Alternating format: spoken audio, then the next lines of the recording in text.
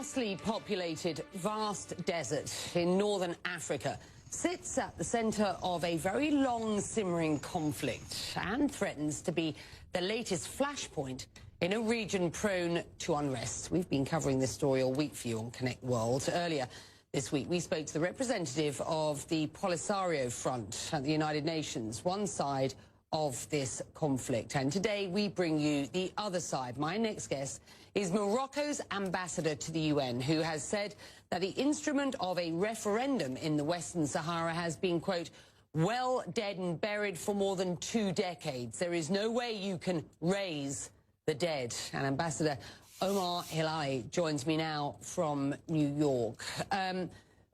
No way you can raise the dead, sir. Correct? You stand by that? Yes, I stand by that. And it's not me who is saying that.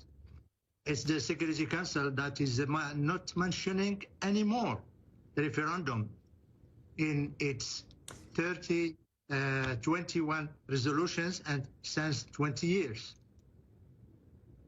The Moroccan army entered a buffer zone last week to open a road linking Western Sahara and Mauritania, which had been blocked by the Polisario Front. They now say by doing that, that Morocco has fatally undermined the 1991 ceasefire, accusing Morocco of being an occupying force. To which you say what, sir?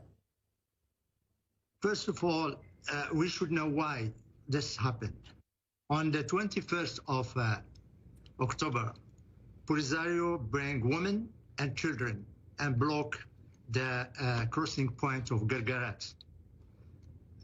Immediately, the Secretary General have been alerted by Morocco, and we alerted also the Security Council.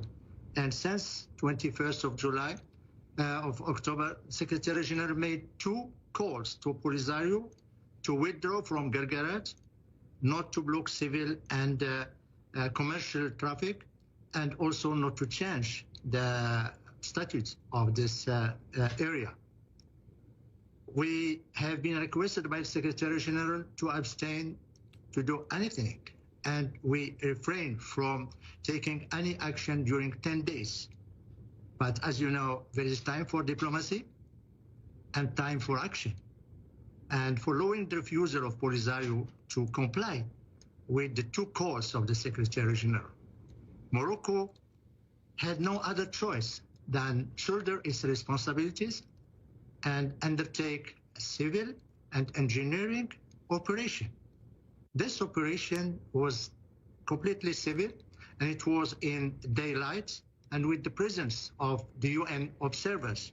No civilian have been hurted, no civilian have been touched, and immediately Polisario took the civilians and children and armed elements and just left the area. The head of the UN, Mr. Guterres, let me just put this to you, sir. The head of the UN, yes, Mr. Guterres, has warned that the clashes could rupture this nearly 30-year ceasefire.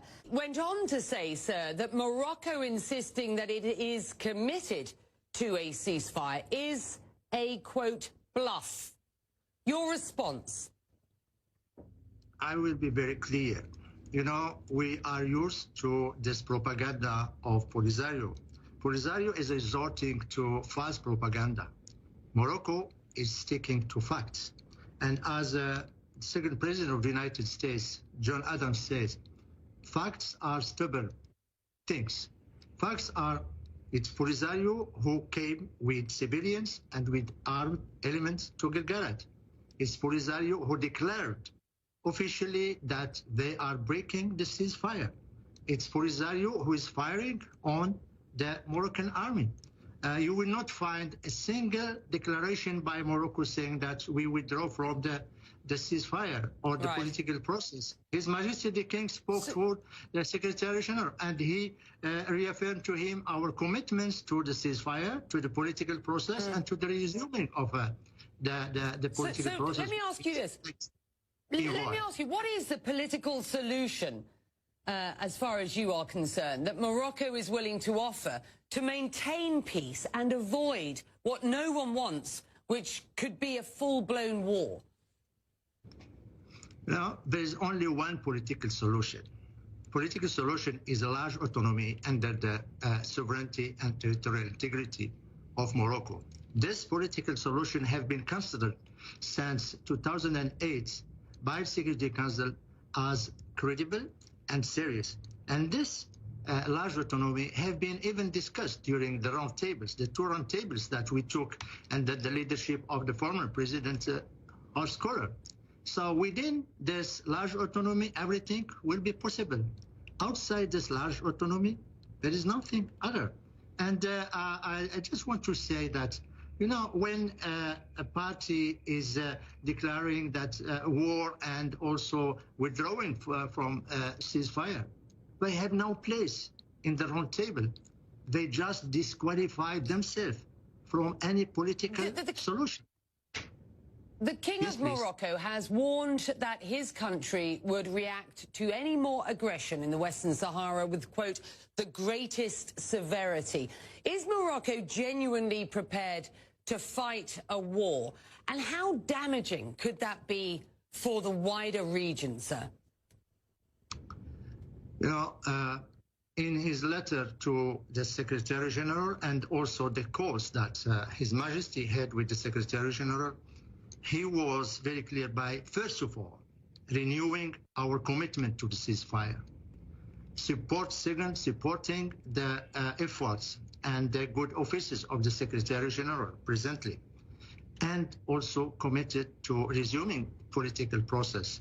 What Morocco will do if he's attacked, just as His Majesty just said, we will defend ourselves and we will just use our self-defense.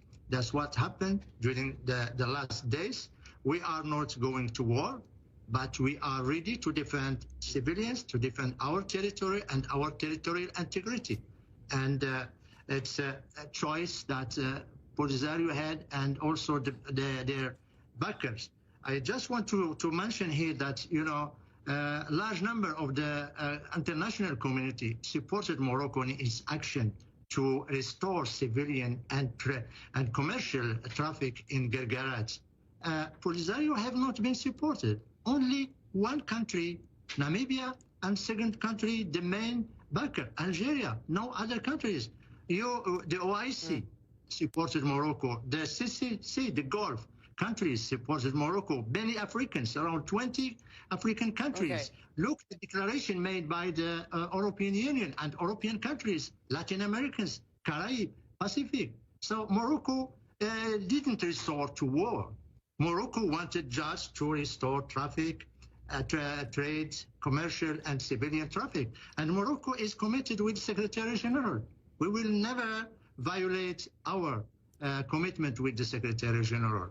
One more word about the commitment with the others. Former or late Kofi Annan said once that never trust 100% armed group or separatists because they have no international obligations. And that's what happened with Polisario.